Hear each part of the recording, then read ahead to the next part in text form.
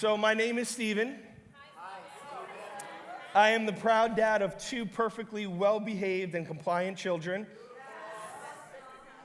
And along with my beautiful bride, Stephanie, we have the honor and privilege of pastoring this amazing, unbelievable, crazy awesome, life-giving, mind-blowing, imperfect, but growing, multicultural community that we call Eastgate Church.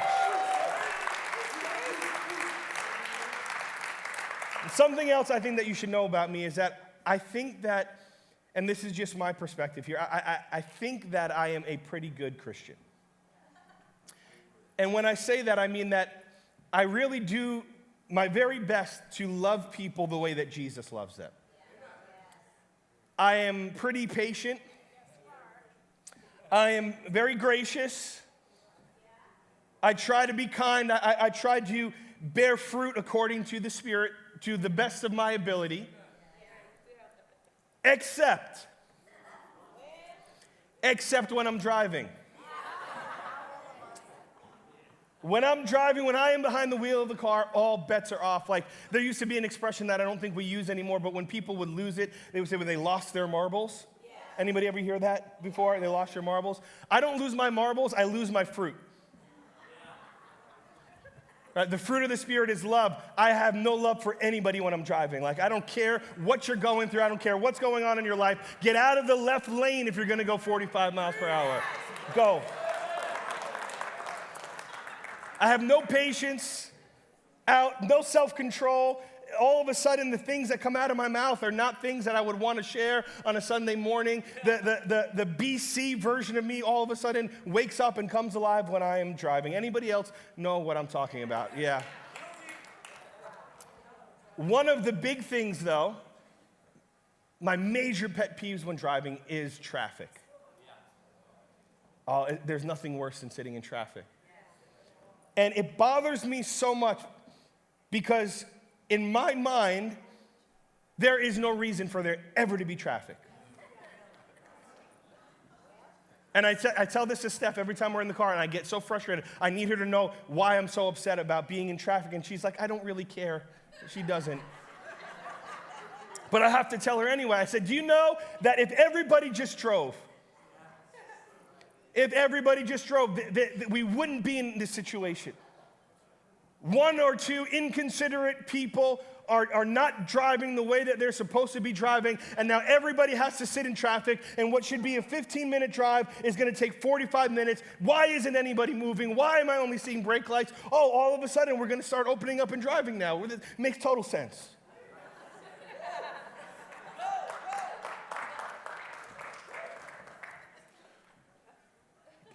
Drives me. I am completely traffic intolerant. Why would I want to take extra time to get somewhere that I can get to so quickly? It's funny, too, because when we were growing up, we used to take rides in the car with my grandfather, and he was like a one-man traffic stop. I don't know how he did it, but he had a way of turning a 5-minute drive into a half-hour drive. Like, no joke, we literally lived around the corner from them, and he would take us home, and I'd be like, Grandpa, this isn't in the way home. He's like, I have a way that I like to go. And it would be like 20 minutes later, like, how the heck did you we just went around the block, and it took 20 minutes.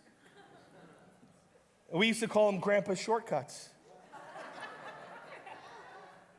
We'd be somewhere and we're like, this is not the way we're supposed to be going. This is not the way home. This is not the way to the restaurant. And it's like, oh, Grandpa's taking one of his shortcuts again.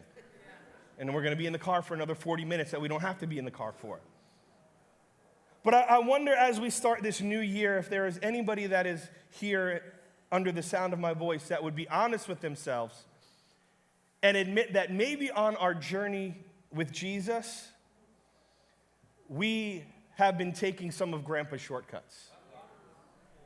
And there are some things that should have been over already.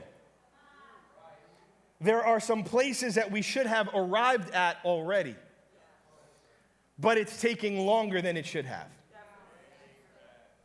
This morning I want to talk to anybody or somebody that has ever said, why is this taking so long? Am I in the right room? Am I talking to the right people? I'd like to talk to somebody that is like, I should have gotten there already. Why aren't I there yet, God? What's taking so long? And I've got good news for you if you feel like that. I've got good news for you if you've ever been like, why is this taking so long? You're not alone.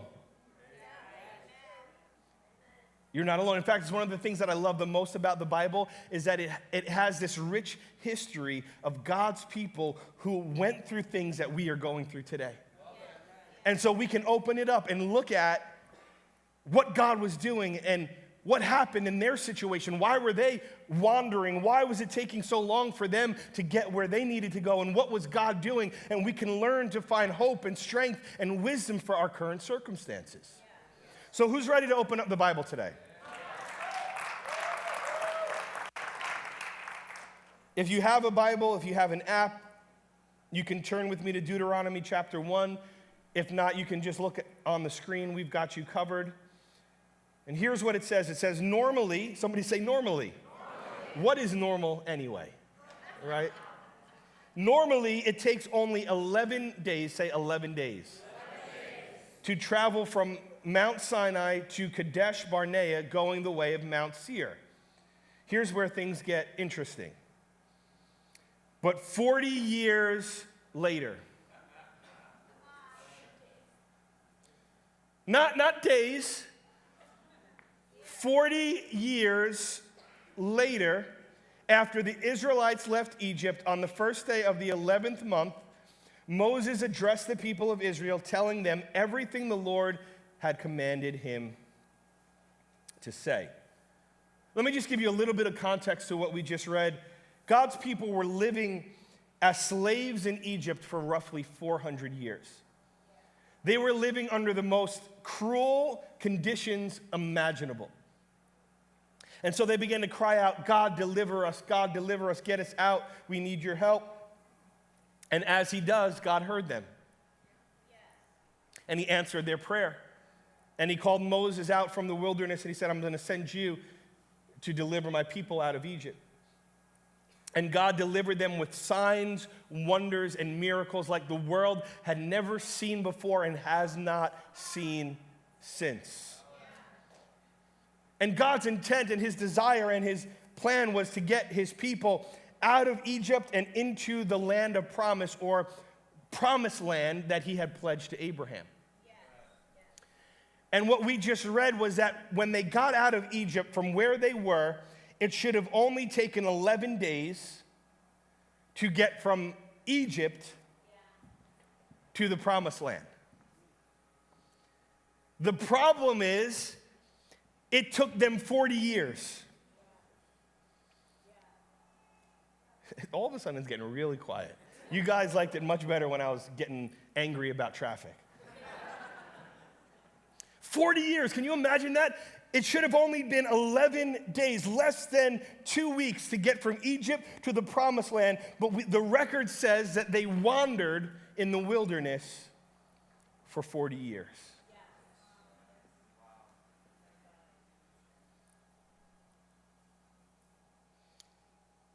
You could say that they took one of Grandpa's shortcuts. It's way longer than it should have taken. But I want to propose something radical to us today. And what I want to propose to us is that over those 40 years, they were not wandering because God was punishing them.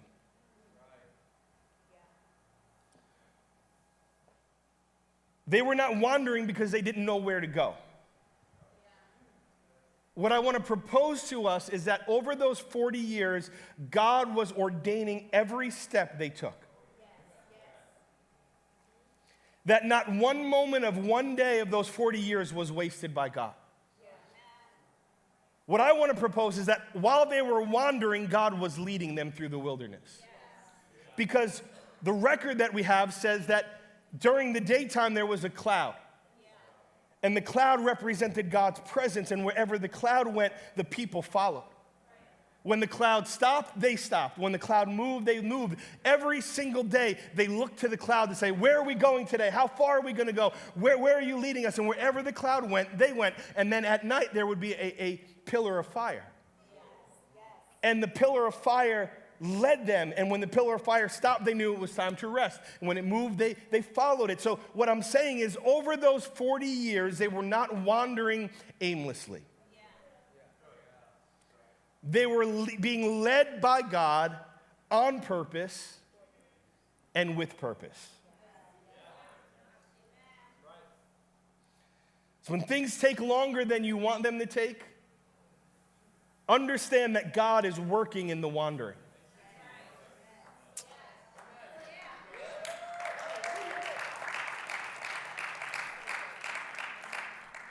In fact, every step of the wandering is ordained by God. To wander means to roam. It means to be nomadic. It means that you never settle too long in one space. And so there is this tension in the life of a follower of Jesus, because on one hand, we are supposed to be planted and we are supposed to be rooted. The scripture tells us that those that are planted in the house of God, they shall flourish in the courts of their king. So there's a sense where God has planted us in certain places. But then there's the other side of following Jesus, where we are wanderers. We are strangers and aliens in a foreign world, where we are never supposed to be comfortable or settled in our spiritual state. We are constantly supposed to be moving and growing and developing and transforming into what God has for us next. If you've been a follower of Jesus for any period of time, we understand that I don't pray the way I used to pray when I first started on the journey. I don't do the same things. My character is not the same as it used to be. My desires are not the same as they were when I first started on this journey. I am, in a sense, nomadic, because I didn't stay where I started. I kept moving, and I said, God, what are you doing next? What are you doing next? Where are you leading me next? How am I growing? The journey of following Jesus is not about perfection. It's about progress. And the tension is this. Watch this. This is good. The tension is that every step is an arrival, yet we never arrive. Let that sink in for a second. Every step is an arrival, but we never fully arrive. That's the tension. We're constantly being transformed from glory to glory to glory. It's funny, my daughter, we went out to lunch last Sunday, and she's like, hey, Dad, I have a question for you. I'm like, okay. She goes, do you speak in lungs?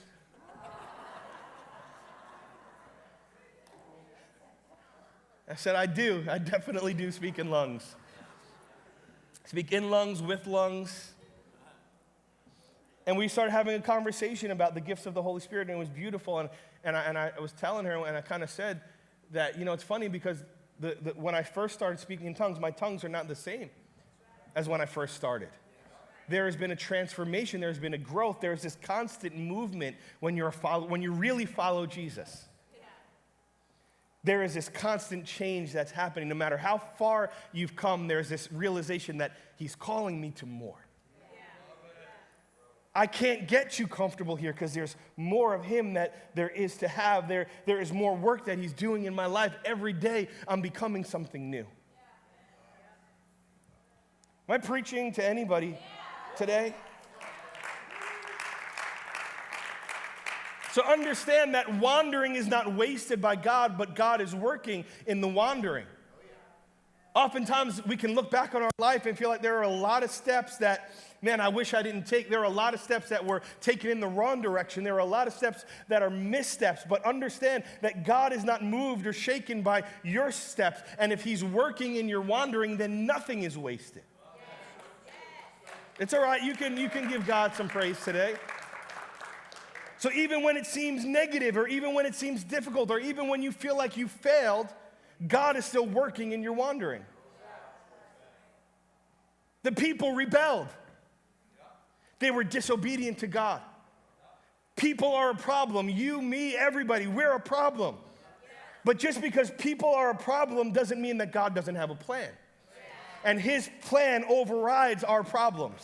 That's good news for some of us, right? So we were sitting together as a family on New Year's Eve, and we were asking our kids questions, and we were like, what are you guys believing for in 2025? What do you want God to do in your life? What do you want him to do in the church? And what do we want to pray for together as a family? And my daughter, Elia, who's 8, she says, Dad, I don't know if I want to go to 2025. I'm nervous. I'm afraid that 2025 is going to bring bad things. And I said, you know what? I understand that. But here's the thing.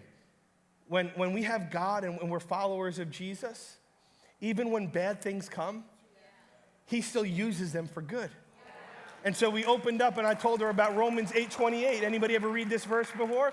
Romans 8:28, it says, and we know. Somebody say we know. We don't question, we're not curious, we don't hope. We know that God causes all things to work together for good to those that love him and are called according to his purpose. So even when we make missteps and even when we go the wrong direction and even when bad things happen along the journey, we can know for sure without a shadow of a doubt that he is still working in our wandering and he's working it all together for good. Turn to somebody and say, he's working it for your good. He's got a plan. And even when we underperform, even when we underpray, even when we underserve, he still over-delivers. That's how good he is. That's how good he is. He has a plan. And he has a purpose. And as I've gotten older, I've realized this because my grandpa was not a stupid person. For those that have met him, they know that he was actually a very intelligent person. And when he would take his shortcuts, it wasn't because he was ignorant. What I've learned as I've gotten older is that Grandpa had a plan. And Grandpa had a purpose in his shortcuts. One of them was very obvious, and that was that the longer that he was out in the car, the less time that he was home with my grandma to give him another thing to do.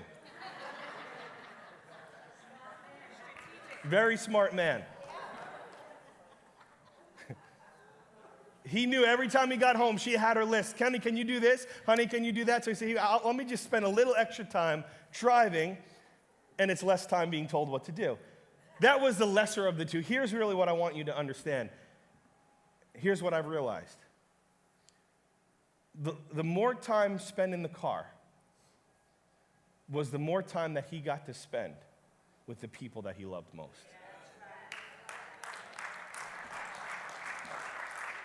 So he would take a detour so that he could be with us.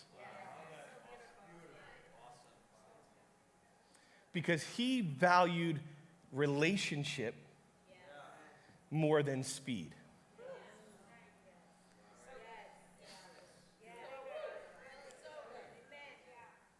He valued being present with people that he loved more than just getting to the destination as quickly as he could. And I realized this about myself, is that I value speed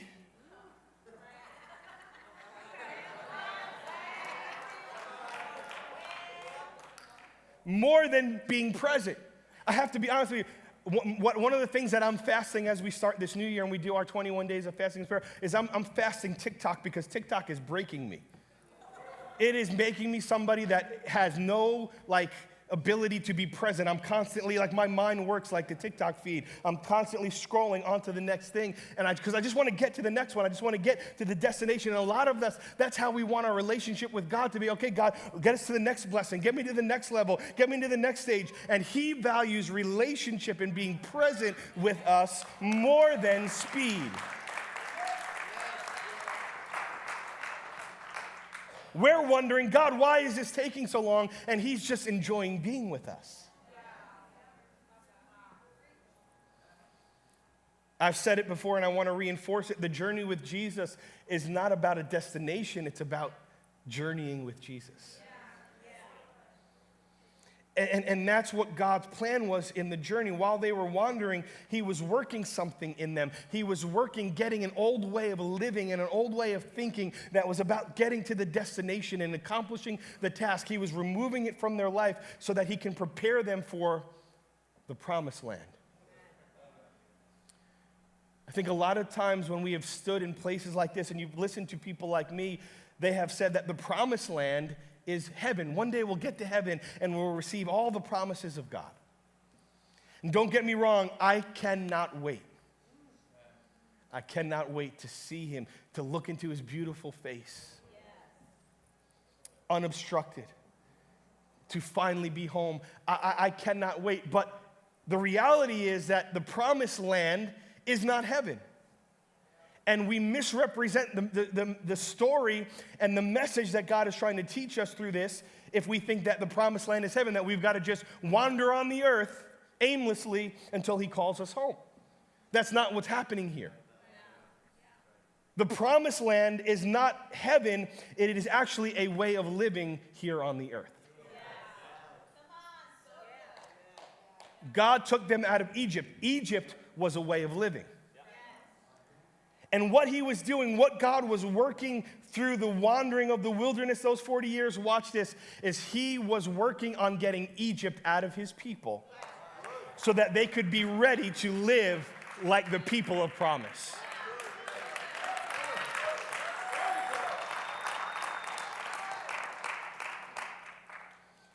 See, coming out of Egypt, God's people weren't ready to live out the promise.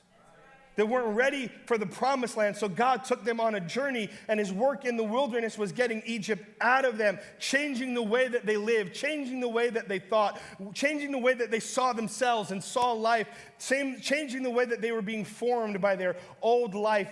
And here's the thing. We know it's an indication to us, it's a warning, it's an alert that Egypt is still in us when every time we don't get our way, we want to go back to what was.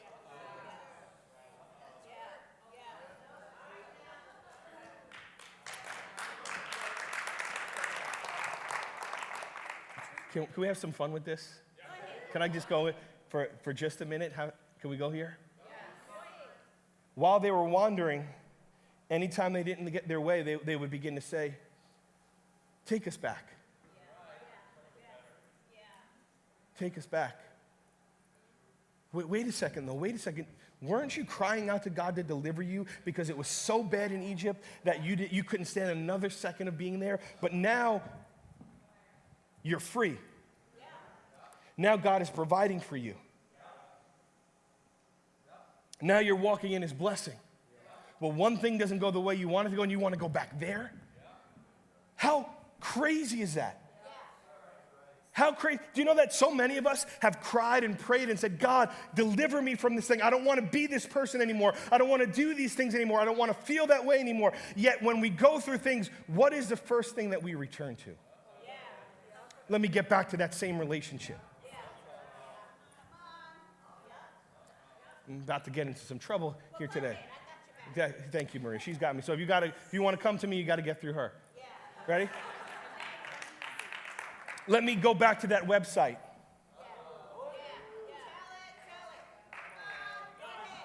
Let me re-download that app. Let me go back to that bed that God delivered me from.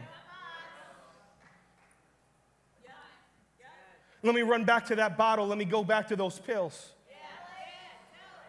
But didn't God set you free? Yeah, but you don't understand. I just want to go back. But didn't you pray that he would deliver you from that you didn't want that in your life anymore? What's going on? You still got some Egypt in you.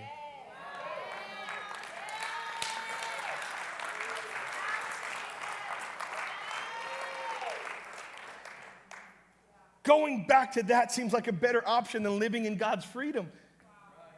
Why?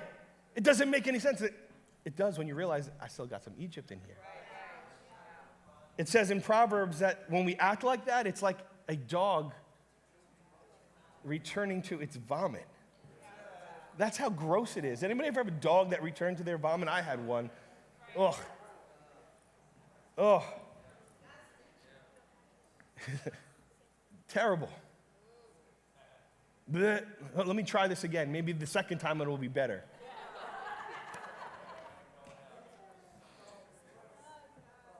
But how many of us, maybe the sixth time it will be better. Maybe the seventh time it will be better. Spoiler alert, it never gets better. Your worst day with Jesus is still better than your best day without him.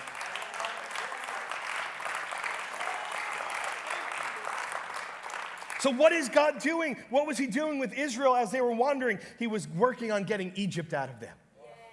And let me say this. It is way easier for God to get Israel out of Egypt than it is to get Egypt out of Israel. Let me say it in our context. Is that all right? It is way easier for him to get you to say the sinner's prayer, to transform your life in the sense that I am born again. It's a miracle, the same way that he delivered his people out of Egypt with miracles. We are born again in it, but it's easier for us to get to that point of surrender than it is for him to get Egypt out of us. Maybe I could say it this way. It is easier for us to get saved than it is to get sanctified.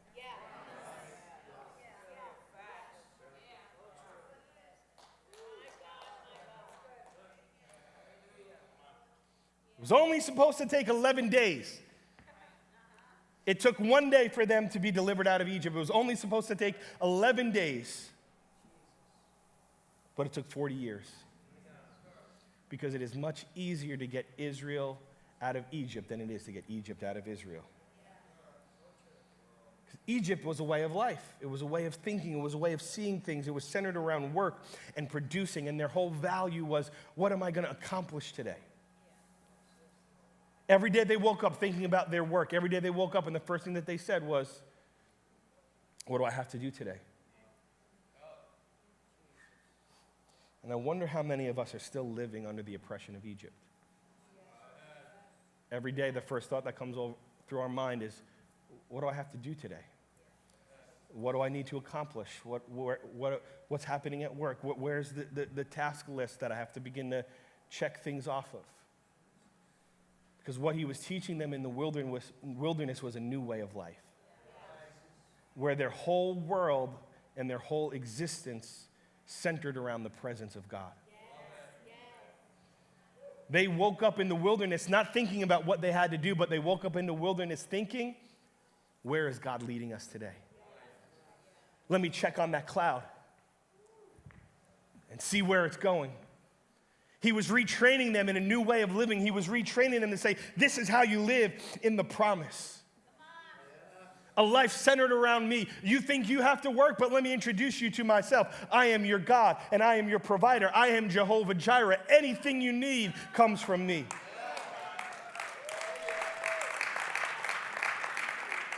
You need direction, I'll be your guide. You're hungry, let me get you some meat. You're thirsty, I'll make water come out of a rock from the least likely of places. Whatever you need, I'll take care of if you seek me first. If you center your life around me, I got you. This is the way of the promise. This is how people of promise live, with him at the center.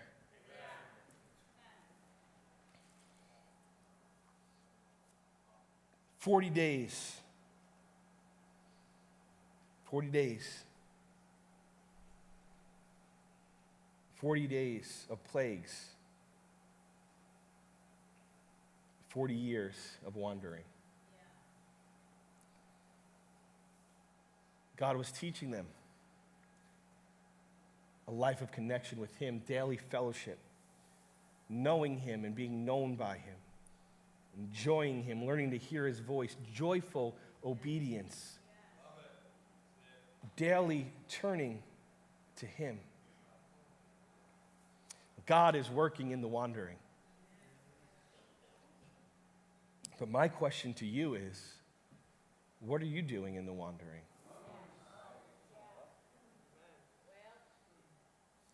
Psalms tells us that every step has been ordained by God. Psalm 37, the Lord directs the steps of the godly, and he delights in every detail of their lives. Every one of your steps of your journey has been ordained by God. But here is the question, what are we doing? How are we getting ready to walk out the promise? Well, here's the thing. We learned that a whole generation had to die in the wilderness because they couldn't get Egypt out of themselves. But what does that speak to us? Does that mean that, like, we've got to kill off half of our church so that we can move forward in our promise? I don't think that's what God is telling us, right? I think what he was saying is that there was an old person, an old way, and an old form, and an old system that has to go. And that's why Paul tells us and instructs us that we ought to be people that die daily. So in me today is still the ways of Egypt. In me today is still the habits of Egypt. In me today is still the form and the desires and the perspective of Egypt. And every day I have to be somebody that is willing to kill that part of my life. Why? Because God promised that if we die, he will send his resurrection power.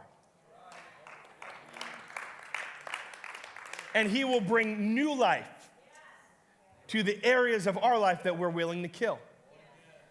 So every day there's parts of Egypt that I have to kill so that I can walk in his promise.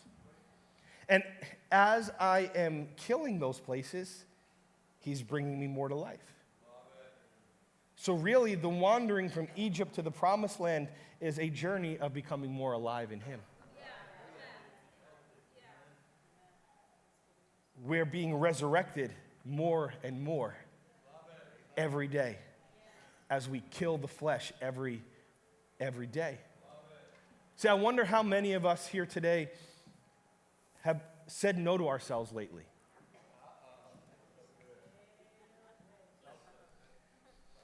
How many of us in this room have said that we don't agree with ourselves?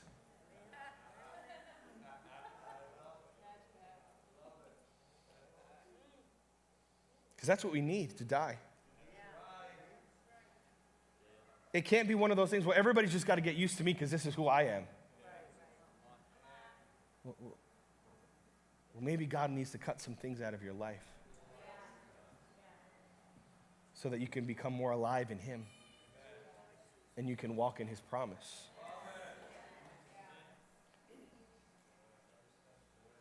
So what is our responsibility then as we're on this journey?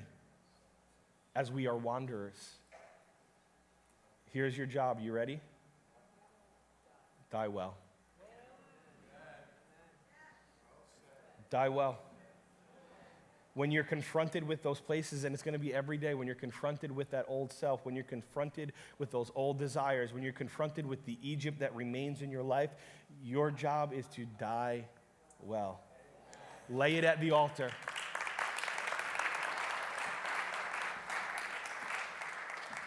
Any wanderers in the room today?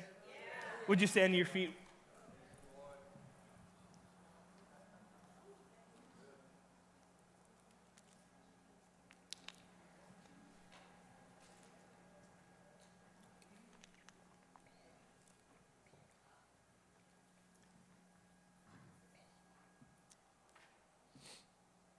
I'm not interested, I don't know about you guys, I'm not interested in wandering any longer than I have to.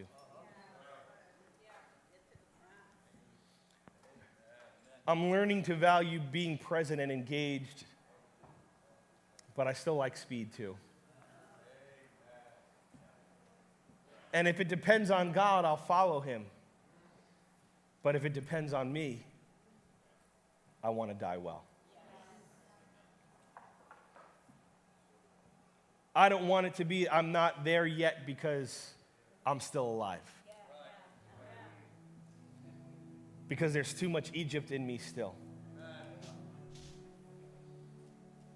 I want it to be because I'm enjoying the journey with Jesus. So let's bow our heads together today.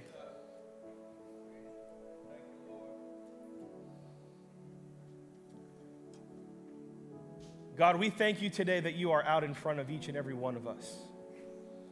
Lord, that you are leading, you are guiding, you are directing every one of our steps. So, Lord, I pray today that we can rest and trust you. That the wilderness and the wandering is not wasted, but that you are working in and through all of it.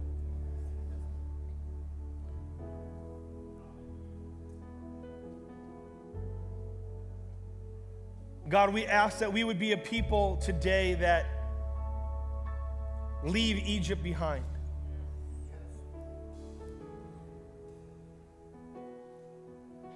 As you are in the work and as you are in the process of getting Egypt out of us, let us partner with you and yield our life to you as you reveal areas that need to go, as you want to prune our life. Let us not resist.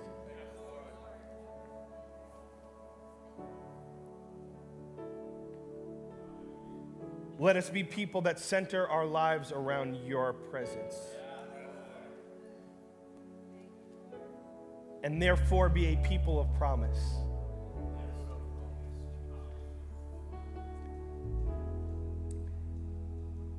As we are transitioning into 2025, let us embrace the journey. As every step being an arrival, but also knowing we have not arrived yet. So we honor you and we thank you and we praise you. We give you all the glory for what you've started in our life. We believe that you are faithful and able to finish it. So Lord, let the author and the finisher of our faith do his work in each and every life, family, household, in our city, in our church. In Jesus' mighty, matchless name, would you shout amen?